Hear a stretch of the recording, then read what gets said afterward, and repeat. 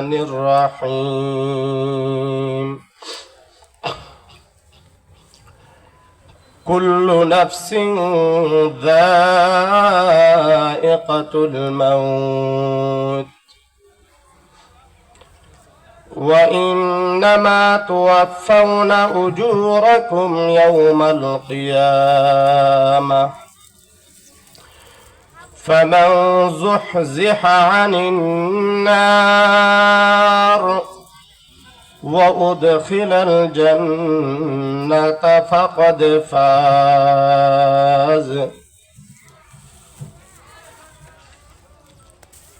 فعن أبي هريرة رضي الله تعالى عنه قال قال رسول الله صلى الله عليه وسلم من قال حين يأوي إلى فراشه أستغفر الله العظيم الذي لا إله إلا هو الحي القيوم وأتوب إليه 3 مرات غفر له وإن كانت مثل زبد البحر وإن كانت عدد ورق الشجر وإن كانت عدد رمل عالج وإن كانت عدد أيام الدنيا أو كما قال عليه الصلاة والسلام. فعن شداد بن أوس رضي الله تعالى عنه قال قال رسول الله صلى الله عليه وسلم سيد الاستغفار أن تقول اللهم أنت ربي لا إله إلا أنت خلقتني وأنا عبدك وأنا على عهدك ووعدك ما استطعت أعوذ بك من شر ما صنعت أبوء لك بنعمتك علي وأبوء بذنبي فاغفر لي فإنه لا يغفر الذنوب إلا أنت أو كما قال عليه الصلاة والسلام. كويلটা সরা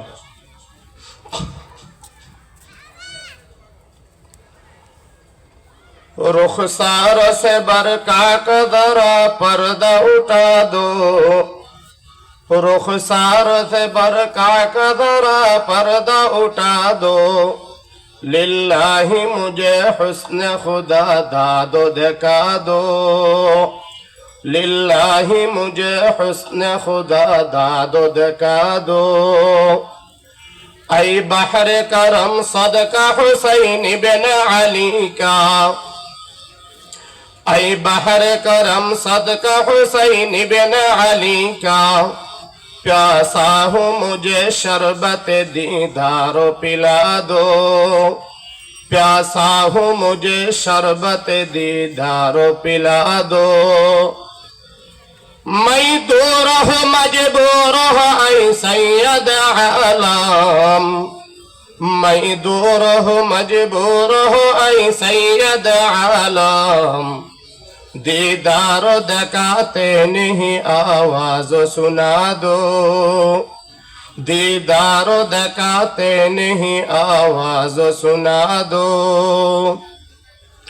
सुबहानक ला इल्म लना इल्ला मा अल्लमतना इन्नका अंतल अलीमुल हकीम।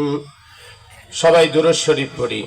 अल्लाहुम्मा सल्लि अला मुहम्मद व अला आलि मुहम्मद كما صليت على إبراهيم وعلى آل إبراهيم إنك حميد مجيد اللهم بارك على محمد وعلى آل محمد كما باركت على إبراهيم وعلى آل إبراهيم إنك حميد مجيد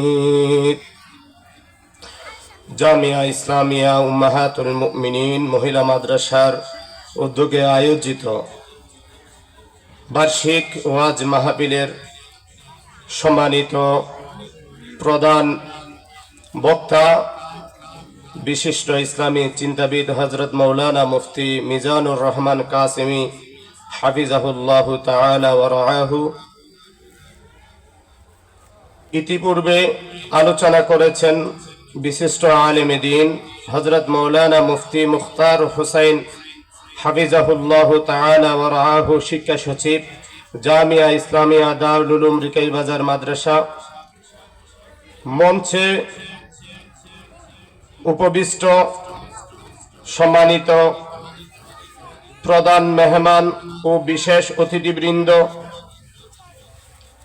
মঞ্চে উপবিষ্ট সম্মানিত মাতার তাজ তুল্য উলামায়ে কেরাম, আমার সামনে বসা সম্মানিত সুধী, পর্দার আড়ালের অন্তরালের সম্মানিতা মা ও বোনেরা, সবার প্রতি জানাই আন্তরিক শুভেচ্ছা ও অভিনন্দন। আমি আপনাদের সামনে নির্দিষ্ট একটি বিষয়ে আলোকপাত করার চেষ্টা করব, যদি আল্লাহ তাআলা তৌফিক দান করেন। রবের দরবারে সর্বপ্রথম প্রার্থনা করি আল্লাহ তাআলা যেন আমাকে ইখলাসের নিয়তে বলার, আপনাদেরকে আমলের নিয়তে শোনার জন্য তৌফিক দান করেন। আমার বয়ানের বিষয়বস্তু হলো সফলতা কোন পথে। আমি আবারও বলছি, আমার বয়ানের বিষয়বস্তু হলো সফলতা কোন পথে, তথা কি কাজ করলে, কোন মেডিসিন ব্যবহার করে নিজের জীবন পরিচালনা করলে আমি সফল হতে পারবো, সে বিষয়ে আলোকপাত করার চেষ্টা করব। মহাগ্রন্থ আল কুরআন থেকে আমি একখানা আয়াত তেলাওয়াত করেছি। ওই আয়াতে আল্লাহ তাআলা বলেন, কুল্লু নাফসিন যায়িকাতুল মাউত। এতটুকু আয়াত, এটা কিন্তু একটা আয়াতের অংশ। এতটুকু আয়াত কিন্তু বাংলাদেশে এমন কোন রাজনৈতিক ব্যক্তি নাই যারা এতটুকু আয়াতের অংশ জানে না। শুধু রাজনৈতিক ব্যক্তি না, পৃথিবীতে যত মুসলিম আছে মোটামুটি আলেম হাফেজ না হলেও এতটুকু কথা সবাই জানে, কুল্লু নাফসিন যায়িকাতুল মউত, এটা সবার জানা আছে। কিন্তু এরপরে যে আল্লাহ কি বলছেন সেটা কিন্তু শুধু আলেম ছাড়া, হাফেজ ছাড়া কিন্তু অধিকাংশ মানুষই জানে না। তো আল্লাহ তাআলা বলছেন কুল্লু নাফসিন যায়িকাতুল মউত, প্রত্যেকটা প্রাণী মৃত্যুর স্বাদ গ্রহণ করবে। অনুবাদও কিন্তু সবাই জানে, কিন্তু এরপর আল্লাহ কি বলেছেন সেটা আমাদের জানা এবং বোঝার চেষ্টা করা। আল্লাহ তাআলা বলেন, কুল্লু নাফসিন যায়িকাতুল মাউত। মহান রব্বুল আলামিন ইরশাদ করেন, প্রতিটা মানুষ, প্রতিটা জীব, প্রতিটা প্রাণওয়ালা যত বস্তু আছে, প্রাণী আছে, সবাই মৃত্যুর স্বাদ গ্রহণ করবে। পাশাপাশি আল্লাহ তাআলা আয়াতের পরবর্তী অংশে বলেন, ওয়া ইন্নামা তুওয়াফাউনা উজুরাকুম ইয়াওমাল কিয়ামাহ।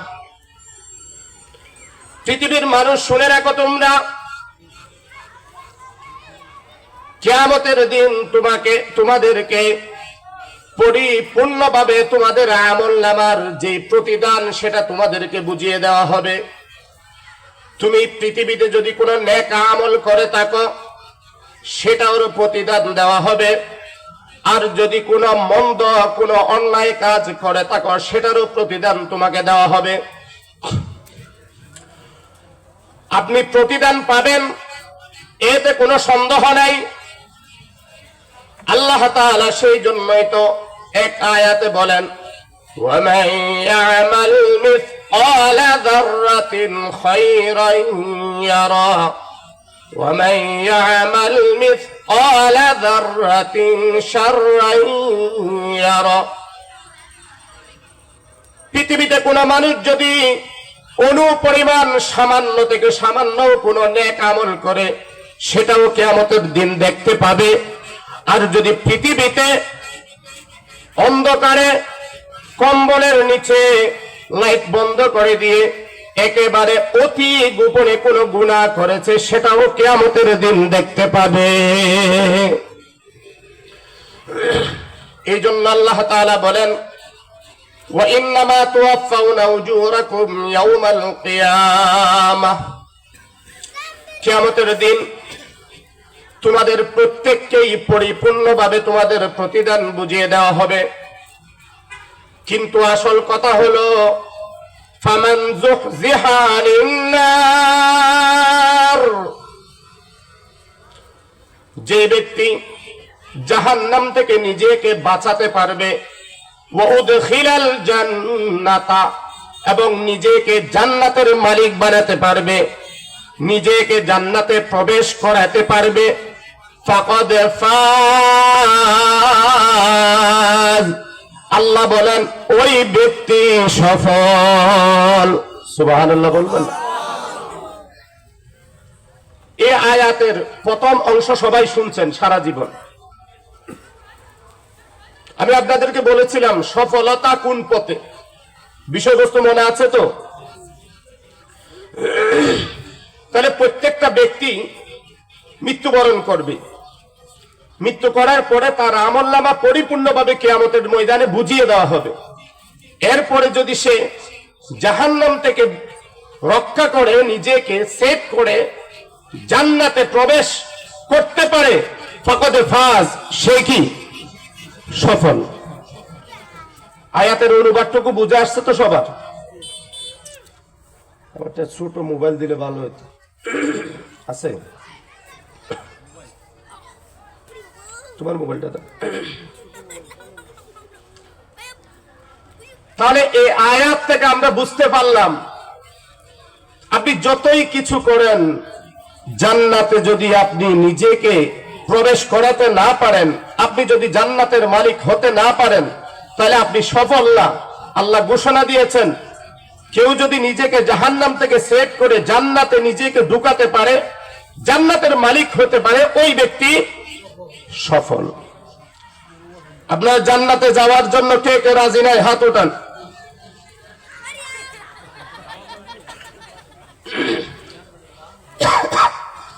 মনোযোগ একটু কম আর কি, খেয়াল করে নাই। জান্নাতে যাওয়ার জন্য আমরা কারা কারা প্রস্তুত আছি? দুই হাত তুলে আল্লাহকে দেখান। আল্লাহ আমাদের সবাইকে জান্নাতে যাওয়ার তৌফিক দান করেন। হাত নামান। তাহলে জান্নাতে যাওয়ার জন্য সবাই রেডি আছেন তো ইনশাআল্লাহ? সফলতা কোন পথে? জান্নাতে যেতে পারলেই সফলতা, জান্নাতে ঢুকতে না পারলে ব্যর্থতা। কেন? জান্নাতে যদি কেউ যাইতে না পারে, তার মতো হতভাগা পৃথিবীতে আর কেউ নেই।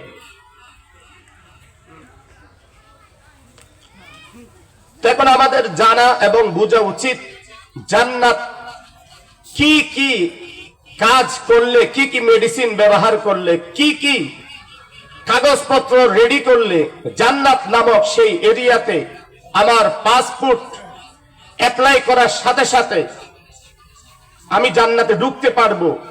এই বিষয়গুলো জানার দরকার আছে না নাই? তিনটা জিনিস, তিন বিষয়ে কারো কাগজ রেডি থাকলে সে জান্নাতে ঢুকতে পারে। কথা বলেন, কয় বিষয়? আমার বয়ান কিন্তু ক্লাসের মতো, মনে থাকতে হবে কথা, বিষয়বস্তু মনে রাখবেন। সফলতা কোন পথে? সফল হতে চাইলে 3টা কাগজ রেডি করতে হবে। কয়টা? 1 নাম্বার শিরিক মুক্ত ঈমান। বলেন আমার মুখে মুখে কি? 2 নাম্বার বেদাত মুক্ত আমল। বলেন।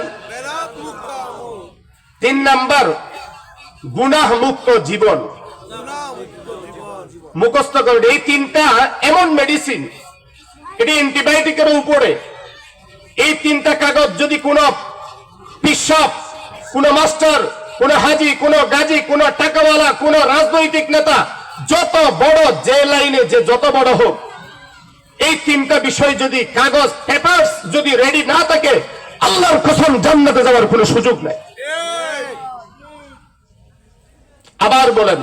1 নাম্বার সবক মুখস্থ করতে হবে, সবক মুখস্থ না করলে হবে না। 1 নাম্বার শিরিক মুক্ত ঈমান। 2 নাম্বার বেদাত মুক্ত আমল। 3 নম্বরে গুণামুক্ত জীবন। কোন মানুষ যদি জান্নাতে যেতে চায়, কোন মানুষ জান্নাতে যাইতে পারলে সফল হয়ে যাবে, তবে মনে রাখা দরকার জান্নাতে যাওয়ার জন্য কয় কাজ করা লাগবে? 1 নম্বরে শিরিক মুক্ত ঈমান, 2 নম্বরে বেদাত মুক্ত আমল, 3 নম্বরে গুণামুক্ত জীবন। শিরিক মুক্ত ঈমান যদি কারো না থাকে, জান্নাতে যাওয়ার কোনো অপশন নেই, কোনো সুযোগ নাই। এই জন্য আল্লাহ তাআলা কুরআনে কারীমে ঘোষণা দিয়েছেন, ইন্নাল্লাহা লা ইয়াগফিরু আন ইউশরাকা বিহি ওয়া ইয়াগফিরু মা দুনা যালিকা লিমান ইয়াশা। ও বান্দা শুনে রাখো, পৃথিবীতে তুমি যত অন্যায় করো, কালকে কিয়ামতের ময়দানে কোন না কোন উসিলায় আল্লাহ তাআলা তোমাকে তোমার গুনাহ মাফ করে দিতে পারে। তবে বান্দা, এক প্রকারের গুনাহ তুমি যতই চেষ্টা করো, আল্লাহ তাআলা তোমার গুনাহ মাফ করবে না। সেই গুনাহের নাম হলো শিরিক গুনাহ। কি গুনাহ? এই জন্য আল্লাহ বলেন, ইন্নাল্লাহ, নিঃসন্দেহ আল্লাহ তাআলা শিরিক গুনাহ কখনো ক্ষমা করবে না। ওয়া ইয়াগফিরু মা দুনা যালিকা লিমান ইয়াশা। শিরিক গুনাহ ছাড়া পৃথিবীতে যত গুনাহ আছে, কোন না কোন ছেলে আল্লাহ চাইলে মাফ করতে পারে কি পারে না? কিন্তু শিরিক গুনাহ কখনো আল্লাহ তাআলা মাফ করবে না। এই জন্য জান্নাতে যাওয়ার 1 নম্বর মেডিসিন কি? মুক্ত ঈমান। হুজুর, শিরিক মুক্ত ঈমান কাকে বলা হয়? শিরিক মুক্ত ঈমানের খুব সহজ সরল পরিচয় সবার জানা থাকা উচিত। আমাদের দেশে এমন মানুষ আছে কিনা যারা বলেন, মাইজবান্ডারে বাবার দরবারে গেলে ছেলে পাওয়া যায়, আটরশির দরবারে গেলে ছেলে বিদেশ যাওয়ার জন্য সহজ হয়ে যায়, চন্দ্রপাড়া গেলে আমার বিদেশের পেপার তাড়াতাড়ি রেডি হয়ে যাবে। এরকম মানুষ বাংলাদেশে আছে না নাই? কথা বলেন না কেন? আমি আপনাদেরকে প্রশ্ন রাখতে চাই, হায়াতের মালিক কে? মৃত্যুর মালিক কে? সুস্থতার মালিক কে? অসুস্থতার মালিক কে? আল্লাহ। দিল থেকে বলেন কে? ছেলে দেওয়ার মালিক কে? মেয়ে দেওয়ার মালিক কে? ছেলে মেয়ে একটাও দিবে না, সেটারও মালিক কে? কল্যাণ অকল্যাণ, মঙ্গল অমঙ্গল, ভালো মন্দ সব কিছু ক্ষমতা কার হাতে? কোন মানুষ যদি ভালো মন্দ, সুস্থতা অসুস্থতা এগুলোর ব্যাপারে যদি আল্লাহ ছাড়া অন্য কোন পিশাবের ভালো মন্দ করতে পারে, এই আকীদা বিশ্বাস রাখে, তার ঈমান নিয়ে সে কোনোদিন জান্নাতে যেতে পারবে না। যারা মাইজবান্ডার আটরশি চন্দ্রপাড়ার মুরিদ আছেন বা ভালোবাসেন, আমি আপনাদের দুই পায়ে হাত রেখে বলি, ভাই তোমার সাথে আমার কোনো শত্রুতা আমি নাই, তুমি আমার মুসলিম ভাই, আমি চাই তুমি আমার সাথে জান্নাতে চলো। আউলিয়া ইকরামকে মোহাব্বত করতে পারেন, তবে কোন ওলিকে সিজদা দেওয়া জায়েজ নাই। আপনি মাজার জিয়ারত করতে পারেন, সেখানে গিয়া বাবার কাছে, পিসাবের কাছে ছেলে চাওয়া, মেয়ে চাওয়া, বিদেশ যাওয়ার জন্য কল্যাণ চাওয়া জায়েজ আছে না নাই? নাই। সময় কম তো শর্টকাটে কথা বুঝতে হবে। শিরিক মুক্ত ঈমান হলো ওই ঈমান যে ঈমানের মধ্যে দুই চোখে যা কিছু দেখি আর না দেখি সব কিছুর ক্ষমতার মালিক কে? এটার নাম শিরিক মুক্ত ঈমান। এর চাইতে সহজ ব্যাখ্যা আপনাদের কাছে দেওয়ার প্রয়োজন আছে বলে আমি মনে করি না। দুই চোখে যা কিছু দেখি আর না দেখি সব কিছুর ক্ষমতার মালিক কে? আল্লাহ। এই কথাগুলি বললে যারা মাইজবান্ডারের মুরিদ আছে তারা আমাদেরকে ভুল বুঝে, কয় হুজুরে পিশাব দেখতে পারে না। ভাই, আপনি পিশাবকে সম্মান করেন, আমার কোনো আপত্তি নেই। আপনি মাজার জিয়ারত করেন, আমার কোনো আপত্তি নেই। তবে ভালো মন্দ, কল্যাণ অকল্যাণ, মঙ্গল অমঙ্গলের মালিক কোন পিশাবকে মনে করবেন না। পিশাব, কল্যাণ অকল্যাণ, মঙ্গল অমঙ্গল এগুলোর মালিক একমাত্র কাকে মনে করেন? যদি এই কথায় আপনি আমার সাথে একমত হতে না পারেন, আপনার সাথে কোনো আপোষ নাই। কথা ঠিক কিনা? গেল শিরিক মুক্ত ঈমান। কোন মানুষ যদি শিরিক মুক্ত ঈমানের মাধ্যমে দুনিয়া থেকে যাইতে পারে, আল্লাহর রাসূল বলেন, قال رسول الله صلى الله عليه وسلم من قال لا إله إلا الله دخل الجنة। কোন ব্যক্তি যদি দুনিয়াতে শিরিক মুক্ত ঈমানের মাধ্যমে এই কালিমা পাঠ করবে, লা ইলাহা ইল্লাল্লাহ বলেন, লা ইলাহা ইল্লাল্লাহ, লা ইলাহা ইল্লাল্লাহ, লা ইলাহা ইল্লাল্লাহ, লা ইলাহা ইল্লাল্লাহ, আল্লাহ ছাড়া কোনো মাবুদ নাই, আল্লাহ ছাড়া। এই ঈমান নিয়ে যদি দুনিয়া থেকে কোনো মানুষ যাইতে পারে, আল্লাহর রাসূল বলেন, মান ক্বালা লা ইলাহা ইল্লাল্লাহ দাখালাল জান্নাহ। এই কালিমা পাঠ করে যদি কেউ দুনিয়া থেকে বিদায় নেয়, আল্লাহ তাআলা এই ঈমানের মাধ্যমে জান্নাতে যাওয়ার তাকে সুযোগ দিয়ে দিবেন। সফলতা কোন পথে? জান্নাতে যাইতে পারলে সফলতা। জান্নাতে যাওয়ার এক নাম্বার মেডিসিনের নাম কি? শিরিক মুক্ত ঈমান। দুই নাম্বার বেদাত মুক্ত আমল। বেদাত মুক্ত আমল কাকে বলা হয়? আপনার নামাজ, রোজা, যাকাত, হজ, টুপি, দাড়ি, ইসলামের যত নীতিমালা আছে, এই নীতিমালা যদি আপনি আল্লাহ এবং আল্লাহ রাসূলের সাহাবী, তাবিঈন, তবে তাবিঈন এদের দেখানো পদ্ধতিতে আপনি চলতে পারেন, এটা হলো বেদাত মুক্ত আমল। সংক্ষেপ পরিচয়, কারণ এগুলো এক একটা অনেক বিশাল বিষয়। বেদাত মুক্ত আমলের কি মূল্য? কোন মানুষ যদি শিরিক মুক্ত ঈমান এবং বেদাত মুক্ত আমল নিয়ে কবরে যাইতে পারে, আল্লাহ তাআলা তার জন্য জান্নাতে ফেরদৌস তার জন্য নসিব করবেন। আল্লাহ তাআলা বলেন, ইন্নাল্লাযীনা আমানু ওয়া আমিলুস সালিহাত কানাত লাহুম জান্নাতুল ফিরদাউসি নুজুলা। নিঃসন্দেহে যে সমস্ত মানুষ ঈমান এনেছে, আল্লাহর প্রতি ঈমান আনে এবং নেক আমল করে, আল্লাহ তাআলা বলেন শিরিক মুক্ত ঈমান এবং বেদাত মুক্ত আমল, এই দুই জিনিসের বিনিময়ে কানাত লাহুম জান্নাতুল ফিরদাউসি নুজুলা, তাদের জন্য জান্নাতুল ফেরদৌসের মধ্যে মেহমানদারির ব্যবস্থা করবেন কে? এই জন্য সফলতা কোন পথে? আপনি জান্নাতে যাইতে পারলে আপনার জন্য সফলতা। জান্নাতে যাওয়ার 1 নম্বর মেডিসিনের নাম হলো শিরিক মুক্ত ঈমান। জান্নাতে যাওয়ার 2 নম্বরের মেডিসিনের নাম হলো বেদাত মুক্ত আমল।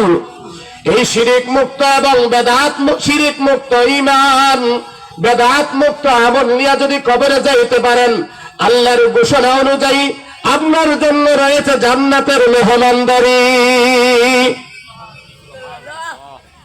3 নাম্বার, জান্নাতে যাওয়ার 3 নাম্বার মেডিসিনের নাম দেখি বলেন। আলহামদুলিল্লাহ, আলহামদুলিল্লাহ, আজকের মাহফিল সফল।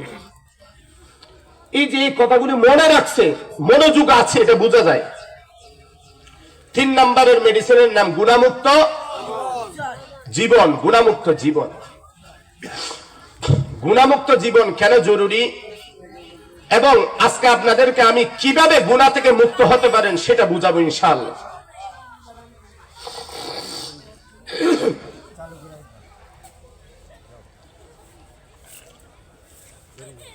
জান্নাতে যাওয়ার জন্য গুনাহমুক্ত অবশ্যই হতে হবে। কারণ কি? উদাহরণ দিলে বুঝবেন।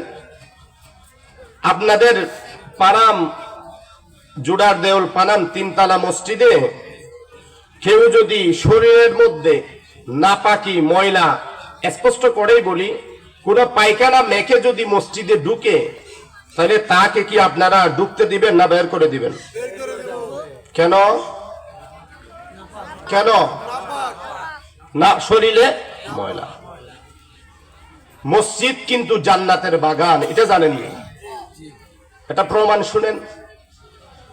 আল্লাহ রাসূল সাল্লাল্লাহু আলাইহি ওয়াসাল্লাম সাহাবীদেরকে একদিন ডাক দিয়ে বলেন, ও আমার সাহাবীরা রে, ইদা মারারতুম বিরিয়াজিল জান্নাহ, তোমরা যখন জান্নাতের বাগান দিয়া হেঁটে যাও, অতিক্রম করো, তখন ফারতাউ ফিহা, ওই জান্নাতের বাগান থেকে তোমরা ফল আহরণ করো।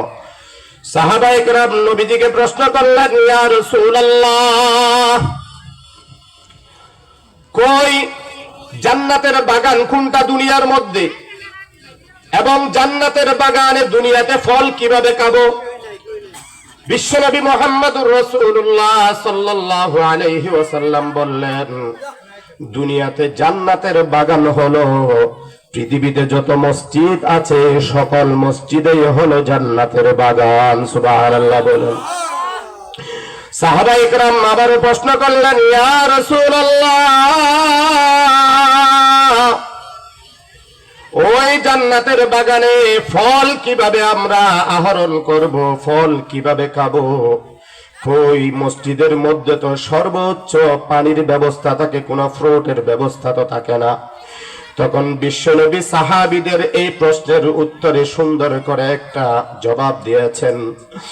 নবীজি বলেন, কোন মানুষ যখন মসজিদে আসার পরে একটা দোয়া পাঠ করবে, সুবহানাল্লাহ ওয়ালহামদুলিল্লাহ, বলেন বলেন, সুবহানাল্লাহ ওয়ালহামদুলিল্লাহ ওয়ালা ইলাহা ইল্লাল্লাহু আল্লাহু আকবার, এই ছোট্ট একটি দোয়া, সুবহানাল্লাহ বলেন, সুবহানাল্লাহ ওয়ালহামদুলিল্লাহ ওয়ালা ইলাহা ইল্লাল্লাহু আল্লাহু আকবার।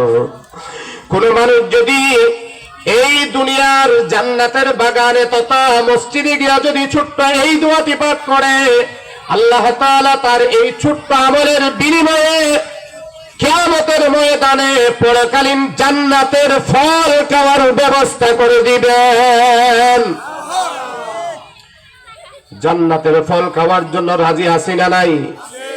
তো আপনাদেরকে যেটা বোঝাতে চেয়েছিলাম, দুনিয়ার জান্নাতের বাগানে যদি নাপাকি নিয়ে ঢুকা জায়েজ না হয় বা আপনারা ঢুকতে না দেন, কিয়ামতের মাঠে আল্লাহর জান্নাতে সুদের গুনাহ, ঘুষের গুনাহ, বেপরদার গুনাহ, জেনার গুনাহ, মানুষের হক নষ্ট করার গুনাহ, হাজারো অপরাধ, এই পাপ এবং নাপাকি নিয়ে আল্লাহর জান্নাতে কিভাবে ঢুকবেন?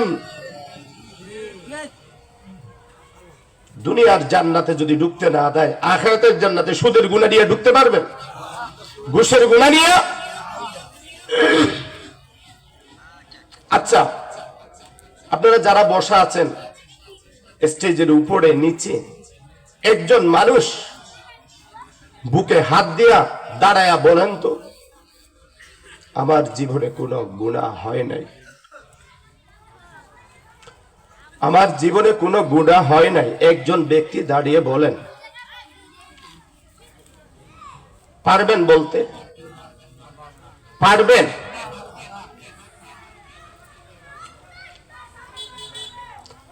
অথচ কালকে কিয়ামতের ময়দানে আপনার সামনে যখন আপনার আমলনামা খুলে দেওয়া হবে, আল্লাহ বলেন, ওয়াউদিয়াল কিতাব, আপনার যখন আমলনামা আপনার সামনে খুলে দিবে, ফাতারাল মুজরিমিনা মুশফিকিনা মিম্মা ফীহ, ওই আমলনামায় যে গুনাহ আছে, গুনাহ দেখার পরে আপনি ভীত সন্ত্রস্ত হয়ে যাবেন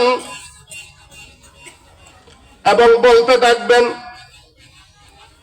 ফায়াকুলু মালি হাযাল কিতাব, ওগো আল্লাহ, এটা কেমন আমলনামা, এটা আমার কেমন রেকর্ড, লা ইউগাদিরু সাগীরাতান ওয়ালা কাবীরা, একটা ছোট্ট গুনাহ করেছিলাম, একটা বড় গুনাহ করেছিলাম, কোন গুনাহ বাদ যায়নি, সব গুনাহ এই আমলনামায় উঠে এসেছে। মালি হাযাল কিতাব, এটা কেমন কিতাব? হায় আফসোস, আল্লাহ তাআলার কাছে অভিযোগ দিয়া বলবে, আল্লাহ, আমাকে যদি দ্বিতীয়বার আরেকবার পৃথিবীতে যাওয়ার সুযোগ দাও, আমি কোন গুনাহ করব না। আল্লাহ বলবেন, না না না, তোকে সুযোগ দেওয়া হবে না।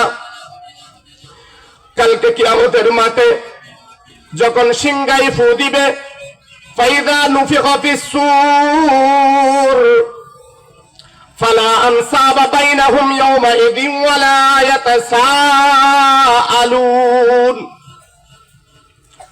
কোন বংশ পরিচয় থাকবে না। আজকে যদি কারোর সাথে ঝগড়া হয়, তখন মোল্লার গোষ্ঠী হইলে সবাই দৌড়ায় আসবে যে আমাদের ভাই বোনদের সাথে জুলুম করা হচ্ছে। যদি তালুকদার বংশ হয়, সবাই দৌড়ায় আসবে আমার ভাই বিপদে পড়ছে। কিন্তু খোদার কসম, কালকে কিয়ামতের মাঠে যখন সবাই উপস্থিত হবে, সিংহায় যখন ফু দেওয়া হবে, ফালা আনসাবা বাইনাহুম, কোন পরিচয় থাকবে না। ইয়াওমা ইয়াফিরুল মারউ মিন আখিহি ওয়া উম্মিহি ওয়া আবিহি, নিজের মা নিজের ছেলেকে চিনবে না, নিজের বাবা নিজের ছেলেকে চিনবে না, নিজের বন্ধু নিজের বন্ধুকে অস্বীকার করবে। ওই কালকে কিয়ামতের মাঠে একমাত্র ওই সমস্ত মানুষ সফল হবে, ফামান তাকুলাত মাওয়াজিনুহু ফাউলাইকা হুমুল মুফলিহুন। কালকে কিয়ামতের মাঠে যাদের আমলনামা ভারী হবে, ফাউলাইকা হুমুল মুফলিহুন, একমাত্র তারাই সফল হবে। আল্লাহ তাআলা অন্য আয়াতে বলেন, ওয়া আম্মা মান উতিয়া কিতাবাহু বিশিমালিহি, কালকে কিয়ামতের মাঠে যখন আমলনামা বাম হাতে দেওয়া হবে, ফাআম্মা মান উতিয়া কিতাবাহু বিশিমালিহি ফায়াকুলু ইয়া লাইতানি লাম উতা কিতাবিয়া, হায় আফসোস, এই আমলনামা যদি আজকে আমাকে দেওয়া না হইতো কতই না ভালো হতো। ওয়ালাম আদরি মা হিসাবিয়া, বলবে আল্লাহ, যদি আমার কাছে হিসাব নেওয়া না হইতো আজকে আমার জন্য কতই ভালো হতো। মা আগনা আন্নি মালিয়া, দুনিয়াতে তো অনেক টাকার সম্পদের মালিক ছিলাম, কই আমার সম্পদ তো আমাকে বাঁচাতে পারে না।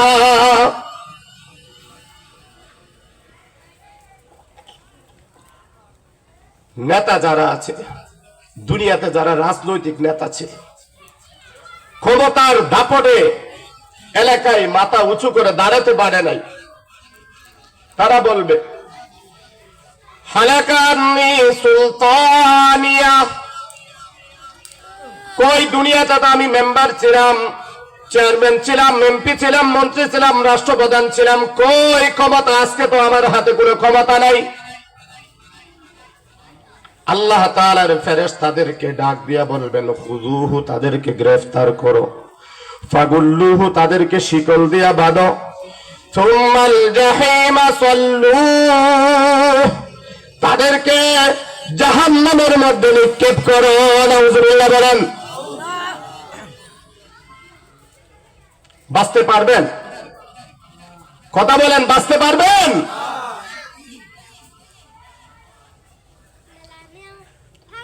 বিষয়বস্তু মনে আছে? সফলতা কোন পথে? জান্নাতে গেলে সফলতা, জান্নাতে যাওয়ার মেডিসিন কয়টা? 1 নাম্বার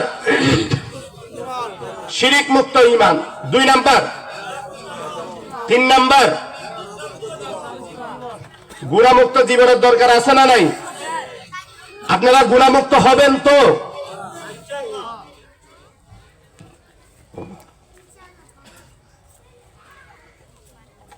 আচ্ছা, সময় যেহেতু বেঁধে দিয়েছেন, এই জন্য আমি গুনাহমুক্ত কিভাবে আপনারা পবিত্র হতে পারেন সেই বিষয়ে কিছু সলিউশন দিয়ে দিই। আপনি যদি নিজেকে গুনাহমুক্ত করতে চান, 1 নাম্বার গুনাহমুক্ত হওয়ার 10টা মেডিসিন। কয়টা? 1 নাম্বার 5 ওয়াক্ত নামাজ পড়েন। কেন? আল্লাহ বলেন ইন্নাস সালাতা তানহা আনিল ফাহশাই ওয়াল মুনকার, নিঃসন্দেহে নামাজ মানুষকে অশ্লীল এবং গুনাহের কাছ থেকে বিরত রাখে। সুবহানাল্লাহ বলবেন না? তাহলে নামাজ পড়লে মানুষ কি মুক্ত হয়? গুনাহমুক্ত হয়। 2 নম্বরের দলিল আল্লাহ তাআলা অন্য আয়াতে বলেন আকিমিস সালাতা তারাফাইন নাহারি ওয়া যুলাফাম মিনাল লাইল ইন্নাল হাসানাত ইউযহিবুনাস সাইয়্যাত। ও বান্দা, নামাজ আদায় করো, দিনের 2 প্রান্তে নামাজ পড়ো, রাতের বেলায় কিছু নামাজ পড়ো। এই আয়াতের ব্যাখ্যায় 2 প্রান্তে নামাজ এবং রাতের বেলায় কিছু সময় নামাজ থেকে উদ্দেশ্য হলো 5 ওয়াক্ত নামাজ আদায় করা। আল্লাহ বলেন ইন্নাল হাসানাত ইউযহিবুনাস সাইয়্যাত। আপনি 5 ওয়াক্ত নামাজ পড়বেন, এই 5 ওয়াক্ত নামাজের বিনিময়ে আল্লাহ তাআলা আপনার জীবনের গুনাহগুলো মাফ করে দিবেন কে?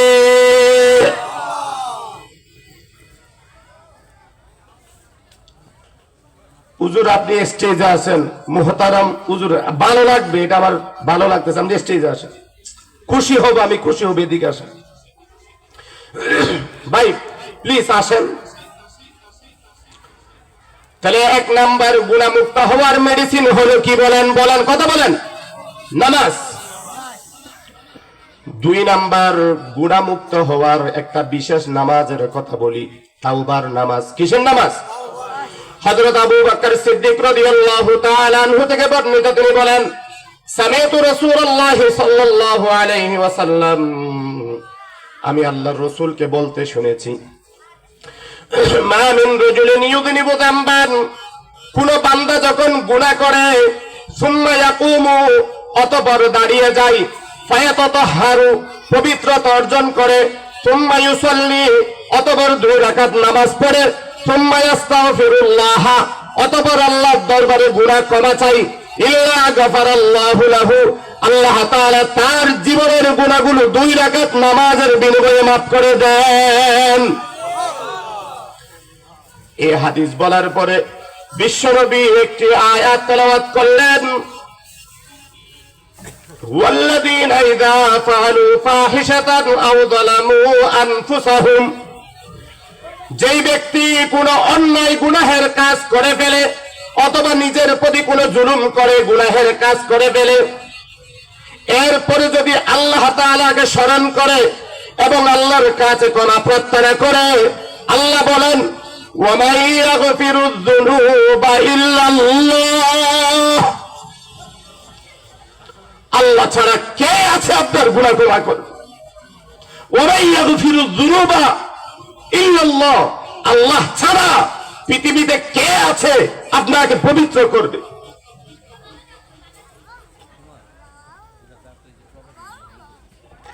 তার অর্থ হলো আল্লাহ ছাড়া পবিত্র করার কেউ নাই। 3 নম্বর গুনাহমুক্ত হওয়ার মেডিসিন সালাতুত তাসবিহ নামাজ। কিসের নামাজ? আল্লাহ রাসূল সাল্লাল্লাহু আলাইহি ওয়াসাল্লাম তার চাচা হযরত আব্বাসকে বললেন, ও চাচা, আপনাকে আমি একটা ভালো আমলের সংবাদ কি দিব না? ইদা ফাআলতা, আপনি যদি এই আমলটা করতে পারেন, গাফারাল্লাহু লাকা যুনুবাক, আল্লাহ তাআলা আপনার গুনাহগুলো ক্ষমা করে দিবেন। সুবহানাল্লাহ বলবেন না? গুনাহ কেমন? আউয়ালাহু ওয়া আখিরাহু, আপনার গুনাহ যদি অনেক আগের গুনাহ হয়, ওয়া আখিরাহু, এবং পরবর্তী গুনাহ হয়, ওয়া কাদিমাহু ওয়া হাদিসাহু, গুনাহটা যদি পুরাতন হয়, গুনাহটা যদি নতুন হয়, ওয়া সিররাহু ওয়া আলানিয়াতাহু, গুনাহটা যদি প্রকাশ্য হয়, গুনাহটা যদি অপ্রকাশ্যেও হয়, ওয়া খাতাহু ওয়া হামাদাহু, গুনাহটা যদি ইচ্ছাই হয় অথবা অনিচ্ছাই হয়, আপনি এই 4 রাকাত সালাতুত তাসবিহ নামাজ পড়ার বিনিময়ে আপনার অতীতের জীবনের সকল গুনাহ মাফ করে দিবেন কে? আল্লাহর রাসূল এই কথা বলার পরে সর্বশেষ বললেন, আপনি সম্ভব হলে প্রতিদিন এই সালাতুত তাসবিহ নামাজ আদায় করবেন। যদি প্রতিদিন আদায় করতে না পারেন তাহলে প্রতি জুমাবারে সালাতুত তাসবিহ নামাজ আদায় করবেন। আর যদি প্রতি শুক্রবারে যদি সালাতুত তাসবিহ নামাজ যদি পড়তে না পারেন, অন্তত বছরে একবার হলেও সালাতুত তাসবিহ নামাজ আপনি আদায় করবেন। সুবহানাল্লাহ বলেন। তাহলে গুনাহ মুক্ত হওয়ার 3 নম্বর মেডিসিনের নাম হলো সালাতুত তাসবিহ নামাজ। সালাতুত তাসবিহ নামাজ কিভাবে পড়তে হয়? 4 রাকাত নামাজের মধ্যে একটা নির্দিষ্ট দোয়া, প্রতি রাকাতে 75 বার করে 300 বার যদি দোয়াটা পড়ে, তখন সালাতুত তাসবিহ নামাজ পড়া যায়। এটা তো বিস্তারিত বলার জন্য সময় হাতে নেই, এই জন্য আমি সামনে চললাম। গুনাহ মুক্ত হওয়ার 4 নাম্বার মেডিসিন এবং 5 নাম্বার মেডিসিন, 6 নাম্বার মেডিসিন বিশ্বনবী এক হাদিসের মধ্যে বলে দিয়েছেন। আলা রাসূলুল্লাহ সাল্লাল্লাহু আলাইহি ওয়াসাল্লাম, আল্লাহর রাসূল বললেন, আলা আদুল্লুকুম আলা মা ইয়ামহুল্লাহু বিহিল খাতায়া, ও আমার উম্মতেরা, তোমাদেরকে কি আমি এমন কিছু আমলের কথা শিক্ষা দিব না যে আমলগুলি করলে আল্লাহ তাআলা ওই আমলগুলির বিনিময়ে তোমাদের জীবনের গুনাহগুলি মাফ করে তোমাদেরকে গুনাহ মুক্ত জীবন দান করবেন। সুবহানাল্লাহ বলেন। 1 নম্বরে আল্লাহর রাসূল সাল্লাল্লাহু আলাইহি ওয়াসাল্লাম বলেন, ইসবাগুল উযুই আলাল মাকারিহ, আপনার শীতকালে উযু করতে মন চায় না, মনের বিরুদ্ধে গিয়া মনে না চাওয়া সত্ত্বেও যদি আপনি পরিপূর্ণভাবে উযু করেন, এটার বিনিময়ে আল্লাহ তাআলা আপনার গুনাহগুলি মাফ করে দিবেন। এটা 4 নাম্বার মেডিসিন। 5 নাম্বার মেডিসিন হলো ওয়া কাসরাতুল খুতা।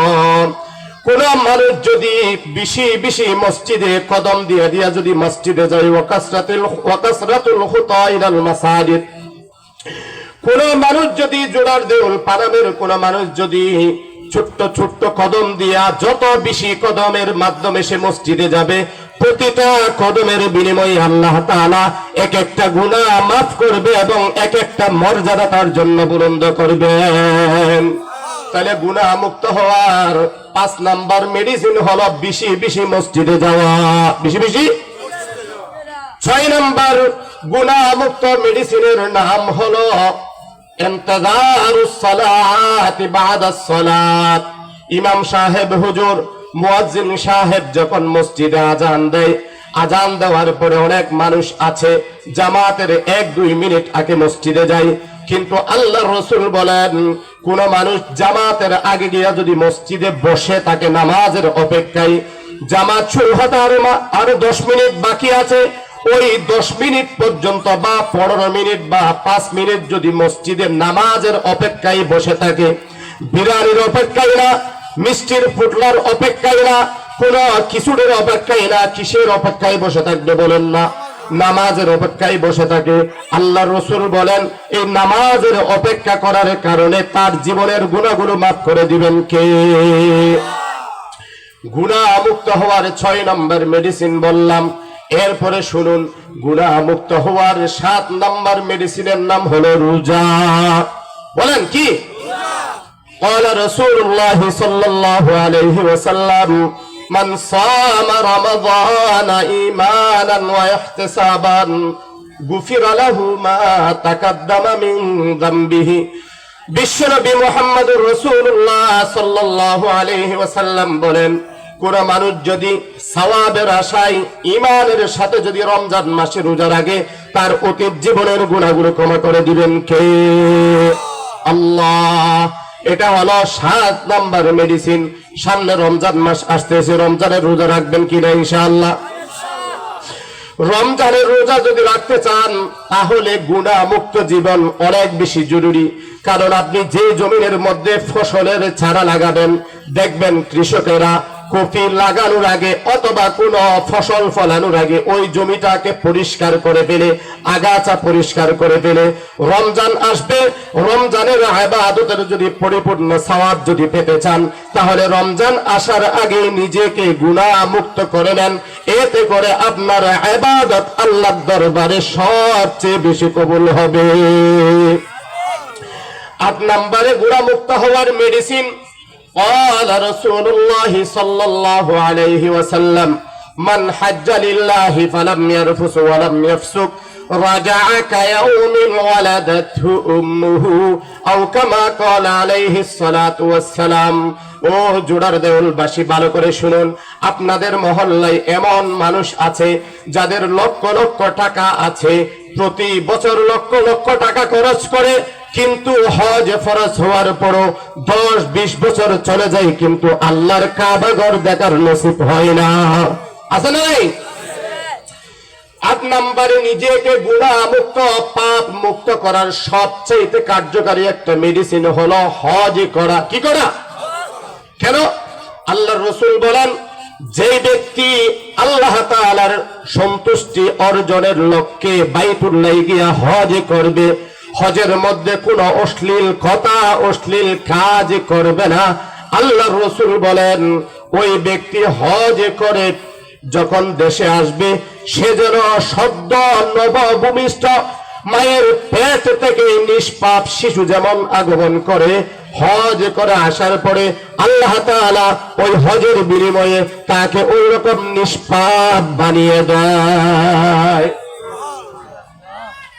গুনাহমুক্ত হওয়ার কয় নম্বর মেডিসিন? 8 নাম্বার।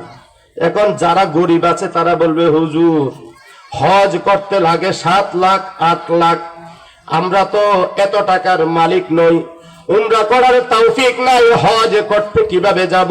আপনাদের জন্য আরো সুন্দর মেডিসিন আছে। আমি আরো 2টা মেডিসিন বাকি আছে না নাই? মেডিসিন 10টা, এখন মাত্র 8টা গেছে।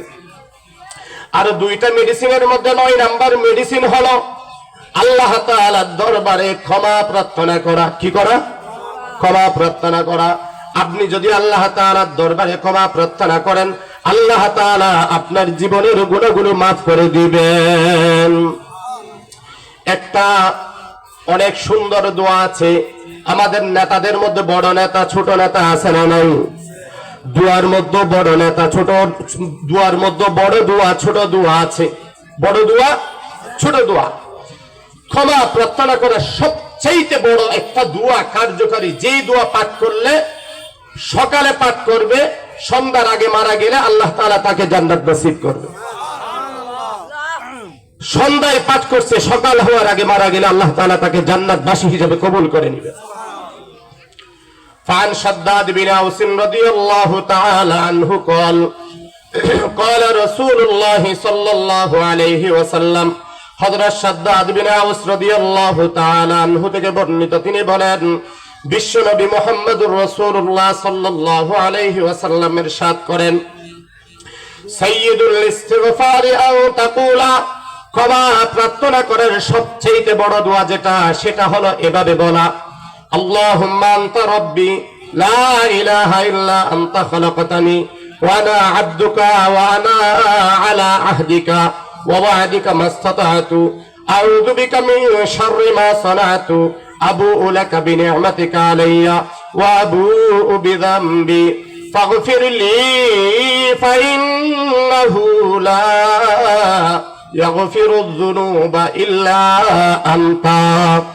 এই দোয়াটা যদি কেউ সকালবেলা পাঠ করে, দিনের বেলা পাঠ করে, নবীজি বলেন মান ক্বালাহা মিনান নাহারি, যে ব্যক্তি দিনের বেলা এই দোয়া পাঠ করবে, সে যদি ফাবাত মুকিনান বিহা, এই বিশ্বাস রেখে যে এই দোয়া পাঠ করলে আল্লাহ আমাকে পুরস্কার দিবে, এই বিশ্বাস রেখে যদি কেউ দিনের বেলা এই দোয়া পাঠ করে, বিশ্বনবী বলেন ফামাতা মিন ইয়াউমিহি ক্বাবলা আইয়ুমসিয়া, যদি ওই দিন সন্ধ্যা হওয়ার আগে যদি মারা যায়, আল্লাহর রাসূল বলেন ফাহুয়া মিন আহলিল জান্নাতি, আল্লাহ তাআলা তাকে জান্নাতবাসী হিসেবে কবুল করে নেবেন।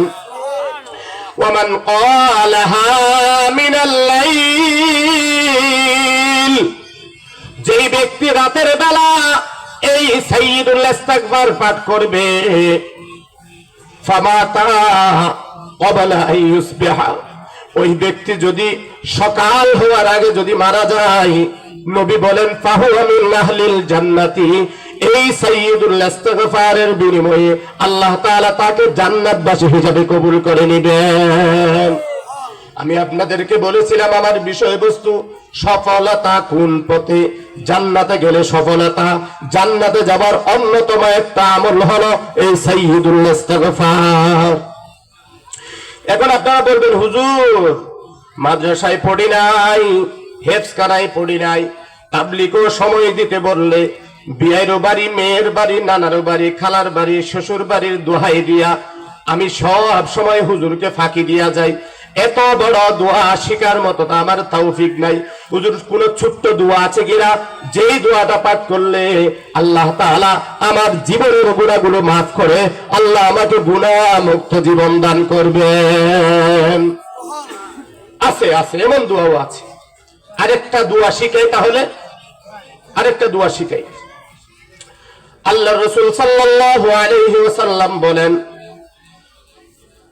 ফান আবি সাঈদ আল-খুদরি রাদিয়াল্লাহু তাআলা আনহু قال قال رسول الله صلى الله عليه وسلم من قال حين يأوي إلى فراشه أستغفر الله العظيم الذي لا إله إلا هو الحي القيوم وأتوب إليه।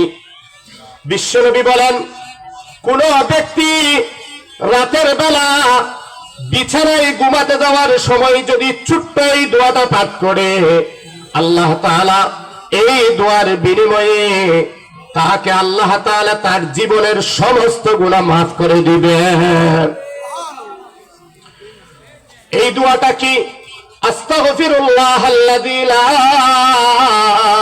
ইলাহা ইল্লা হুয়াল হাইয়ুল কাইয়্যুম ওয়া আতুবু ইলাইহি লা হাওলা ওয়ালা কুওয়াতা ইল্লা বিল্লাহিল আলিয়্যিল আযীম।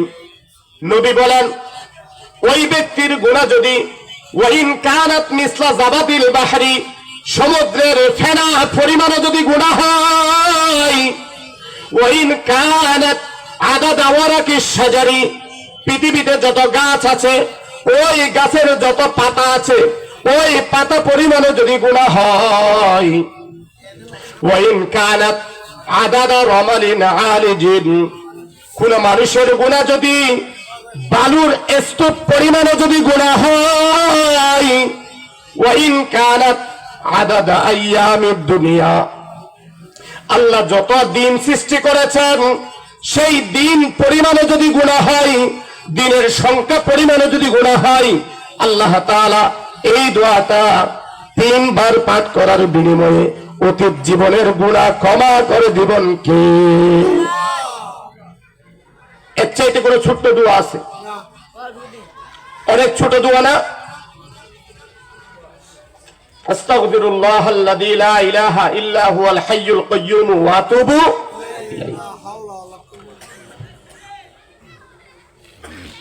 গুনাহ মুক্ত হওয়ার 10 নাম্বার মেডিসিন বলে শেষ করছি। গুনাহ মুক্ত হওয়ার 10 নাম্বার মেডিসিন হলো আল্লাহর দরবারে খাঁটি তওবা করা। আল্লাহ তাআলা বলেন, ইয়া আইয়ুহাল্লাযীনা আমানু তুবু ইলাল্লাহি তাওবাতান নাসুহা। হে ঈমানদার বান্দাগণ, তোমরা আল্লাহ তাআলার দরবারে খাঁটি তওবা করো। কি হবে খাঁটি তওবা করলে? ইউকাফির আনকুম সাইয়্যাতিকুম, খাঁটি তওবার বিনিময়ে তোমাদের অতীত জীবনের গুনাহগুলো আল্লাহ তাআলা maaf করে দিবেন।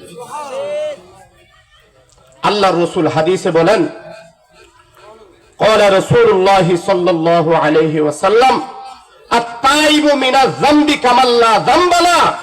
যেই ব্যক্তি তওবা করে খাঁটি মনে আল্লাহর দরবারে, সেই ব্যক্তি এমন গুনাহ মুক্ত হয়ে যায় যেন সে জীবনে কোনো গুনাহই করে নাই।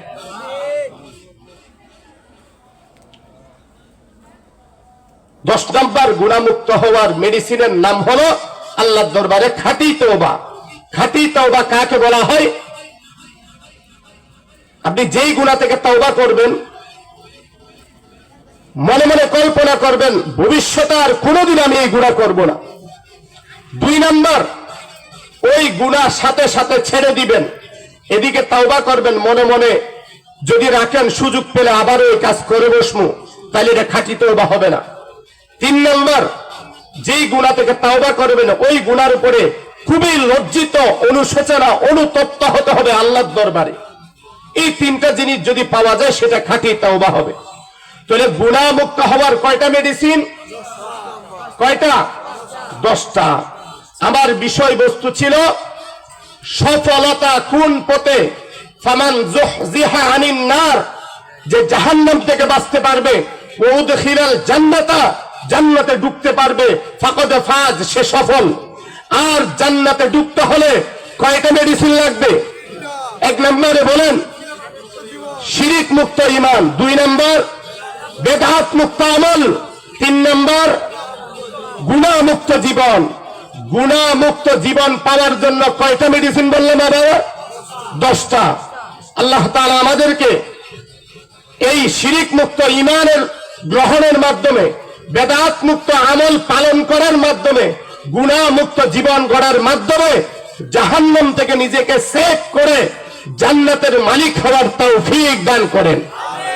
সর্বশেষ একটা কথা বলি, শিরিক মুক্ত ঈমান, বেদাত মুক্ত আমল, গুনাহ মুক্ত জীবন, এই মেডিসিন গুলো কোথায় পাওয়া যায়? হাতি মারা ওষুধের দোকানে? এই মেডিসিন গুলো পাওয়া যায় এই জামিয়া ইসলামিয়া উম্মাহাতুল মুমিনিন মহিলা মাদ্রাসার মতো এই সমস্ত দ্বীনি মাদ্রাসাগুলোতে। আপনি কোটি টাকার মালিক হইতে পারেন, আপনি অনেক বড় রাজনৈতিক নেতা হইতে পারেন, আপনি অনেক সম্মানী হইতে পারেন, তবে শিরিক মুক্ত ঈমান, বেদাত মুক্ত আমল, গুনাহ মুক্ত জীবন যদি আপনি গঠন করতে না পারেন, আপনার ওই টাকাগিরি, ক্ষমতাগিরির 2 পয়সার দাম আল্লাহর কাছে নাই। যদি নিজেকে দামি বানাতে চান, আপনি যদি নিজেকে জান্নাতি বানাতে চান, এই দ্বীনি মাদ্রাসাগুলোর সাথে সম্পর্ক রাখবেন তো ইনশাআল্লাহ। সম্পর্ক রাখার 1 নম্বর থিওরি হলো মাদ্রাসার বিরোধিতা না করা। আপনি যদি মাদ্রাসায় সহযোগিতা করতে না পারেন, না করেন, সমস্যা নাই, তবে কি করবেন না? বিরোধিতা করবেন না। ভালোবাসার 1 নম্বরের মাপকাঠি মাদ্রাসা এবং আলেম ওলামার বিরোধিতা না করা। এরপরে আপনি চাইলে ভালোবাসেন। সম্মানিত হাজিরিন, এই জন্য অত্র অঞ্চলে আমাদের যত মাদ্রাসা আছে এগুলো দ্বীনি মার্কাজ, এগুলোর মাধ্যমে আপনাদের সন্তান, আপনাদের এলাকার মানুষ জাহান্নাম থেকে বাঁচতে পারবে। আজকে এই যে সুন্দর আয়োজন করছে, এটার জন্য কত পরিশ্রম, টাকা খরচ হয়েছে, কিন্তু মাদ্রাসা কর্তৃপক্ষ চিন্তা করছে আমি যদি একটা বাৎসরিক মাহফিল দিয়া মহল্লাবাসী আমাদের পাশে থাকে, আমি যদি বছরে অন্তত একটা দিন এই মাদ্রাসার কি ফলাফল, মাদ্রাসা কেন এবং জাহান্নাম থেকে আমি উম্মতকে কিভাবে বাঁচাবো, এই ফিকির করছে মাদ্রাসা কর্তৃপক্ষ। আপনারা মাদ্রাসা কর্তৃপক্ষ সহযোগিতা করবেন তো ইনশাআল্লাহ? আল্লাহ তাআলা আপনাদেরকে তৌফিক দান করেন। সর্বশেষ একটা দাওয়াত দিয়ে যায়, আমাদের হাতিমারা মাদ্রাসা আপনাদের অঞ্চলের সবচেয়ে বড় মাদ্রাসা, ওখানে আগামী 18, 19